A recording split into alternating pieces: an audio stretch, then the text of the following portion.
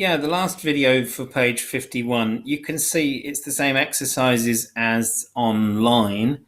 Now, you can't type in the answers here, so I would strongly recommend that you do the ones from the online practice, okay, from these ones here.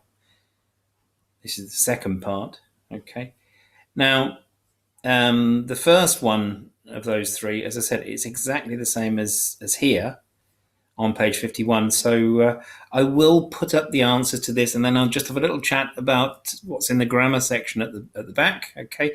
So again, have a look in your book, look at these questions, look at the alternatives, which one is a plan, which one is spontaneous. Okay. And I'm going to put up the answers in 5, 4, 3, 2, 1. And now I'm going to put up all the answers. And if you chose to do them online, you don't need to watch this part. You can just skip.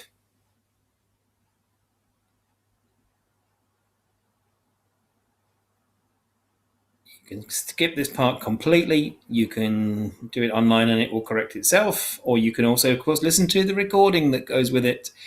So, one thing about point 6. Well, in fact, lots of comments on this, so maybe you shouldn't have skipped it.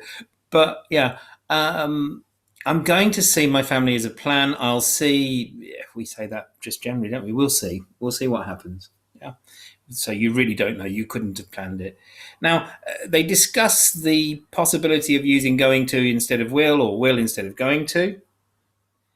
And in a couple of these, it says, for example, are you going to do instead of are you doing? Do you know, there's really no change in meaning. What are you doing is much more general than what are you going to do. I've lost my job. Oh no, what are you going to do now? What plans have you made? Okay. But you can't say, what are you doing in the future? You'd say, what are you going to do in the future? Okay. What are you doing? Much more about things that have already been planned in general, okay, and not a plan to a specific problem, okay?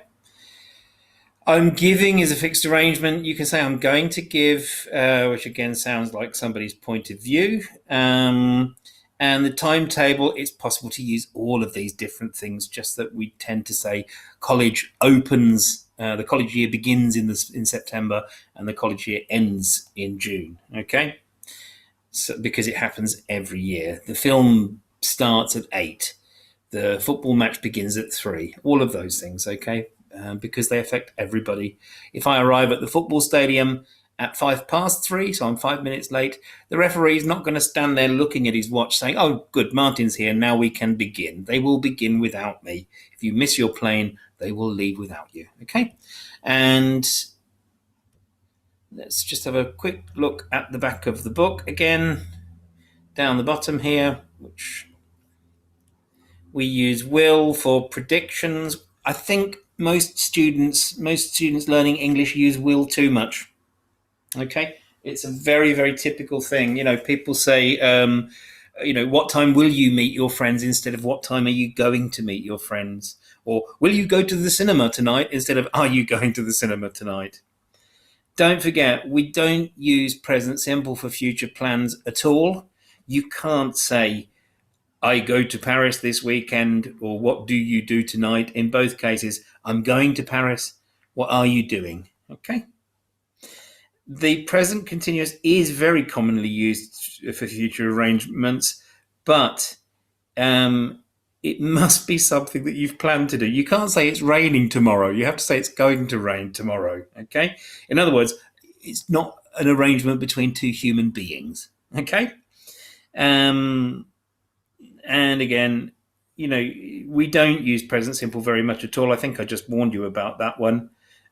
We also, of course, use I want to, I hope to do something. So there are many different alternatives. Okay, that's all for this lesson. I hope you've got plenty to be getting on with, including your writing and preparing for your speaking. And I'll see you for the second part a little bit later in the week. Take care. Stay safe.